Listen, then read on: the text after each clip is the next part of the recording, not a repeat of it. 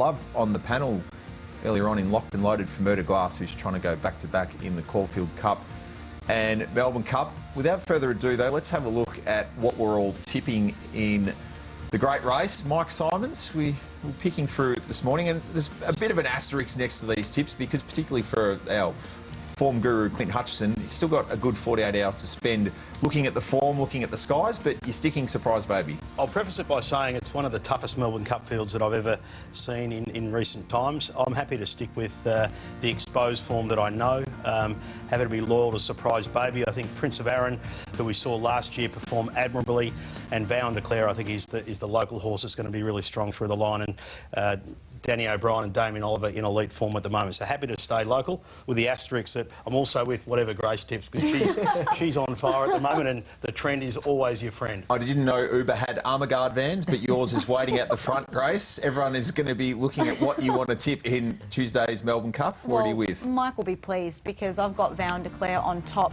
from Prince of Arran. You've got those two in your top three as well. Vow and Declare, I mean, I'm with you, Mike. I'm going with the exposed form. Vow and Declare, everything he's done this prep in 2 starts has exceeded the expectations. It's gone flawlessly for Danny O'Brien and his team. Prince of Arran, again, he's flying. I think he's the pick of those out at Werribee and Constantinople.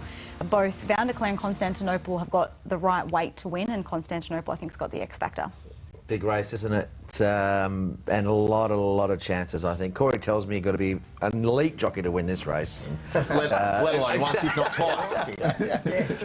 Look, Surprise Baby, I think there could be a homegrown victory. I really think Surprise Baby, and I haven't gone through it forensically just yet, but he's going to run a big race. Finch has got to be there on speed, and Constantinople was a touch unlucky, of course, or more than a touch unlucky in the Caulfield Cup. Doesn't end there, there's a lot of chances. Corey? Corey Brown, you've won it twice?